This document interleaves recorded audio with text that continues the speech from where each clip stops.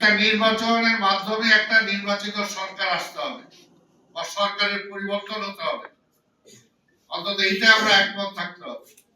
নির্বাচনের মাধ্যমে একটা সরকারের পরিবর্তন হবে, এই পথটা যাতে বন্ধ না হয়, যেটা শেখ হাসিনা শুনে নাই, বন্ধ করে দিয়ে আজকে তাকে পালাতে হবে। এবং নির্বাচনে আরেকটা যেটা ম্যান্ডেট, সেটা হচ্ছে প্রতিটা নির্বাচন একটা কেয়ারটেকার সরকার অধীনে হতে হবে, অর্থাৎ কোন রাজনৈতিক দলীয় সরকার অধীনে কোন নির্বাচন হবে না। আমরা যদি আইনের শাসনটাকে প্রতিষ্ঠা করতে পারি, রাষ্ট্রীয় যে সমস্ত প্রতিষ্ঠানগুলো আছে সেগুলোকে যদি শক্তিশালী করতে পারি, তাহলে অবশ্যই অনেক সমস্যার সমাধান হবে। সেটাও একেবারে এই 2 বছরের মধ্যেই পেয়ে যাবেন, 5 বছরই পেয়ে যাবেন না, এটা একটা চলমান প্রক্রিয়ার মধ্যে যদি থাকে তাহলে সেটা হবে। আজকে ডাক্তার মুস্তাক চিরাচরিত ভাবে সে সবসময় এইভাবেই বলে, যখন আমি সিটি সেক্রেটারি ছিলাম তখনও তার প্রশ্নের জবাব দিতে হয়েছে, যখন আমি সেন্ট্রালের সাংগঠনিক সম্পাদক ছিলাম তখনও তার এই প্রশ্নের জবাব দিতে হয়েছে। এখনো বলি, হ্যাঁ, নির্বাচিত আমরা সবগুলো প্রতিষ্ঠান চাই, কিন্তু সেটার জন্য তো সময় দিতে হবে, সেটার জন্য সময় দিতে হবে।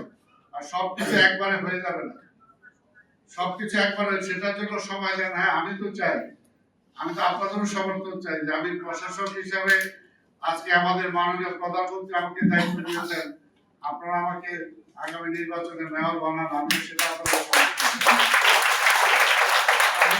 প্রত্যেকটা প্রতিষ্ঠান চাই। তবে এটাও তো ঠিক, আজকে বিএনপির রাজনীতি, আজকে জাসদের রাজনীতি, আজকে কমিউনিস্ট পার্টির রাজনীতি, আজকে জামাত ভাইয়ের রাজনীতি বেশি পার্থক্য তো আছে। পাশাপাশি আমরা দেখেছি 7ই নভেম্বর, যে 7ই নভেম্বরের পার্ট জাসদ পুরোপুরি সক্রিয়ভাবে, কিন্তু যেভাবে হোক সেই সময় তো এই জাসদই তো ক্ষমতায় আনছে জিয়া রহমান, এবং জিয়া রহমান আসার পরে সেই সময় তো বিরোধ হয়েছে, কিন্তু তারপরও অল্প সময়ের মধ্যে এই দেশে কিন্তু অনেক কিছু জিয়া রহমান করেছে।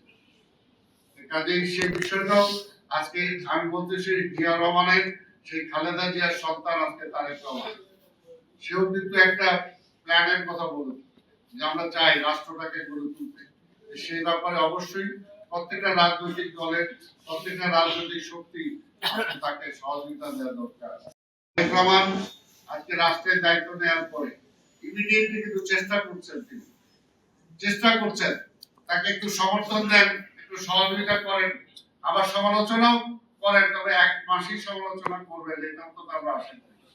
কিছুটা সময় দেন, তারপরে সমালোচনা করেন, এবং তারপরে সেগুলো যাতে আসে, তাহলে দেখা যাবে যে আসলে আমরা একটা গতির মধ্যে যেতে পারবো, একটা সিস্টেমের মধ্যে দিয়ে আমরা যেতে পারবো।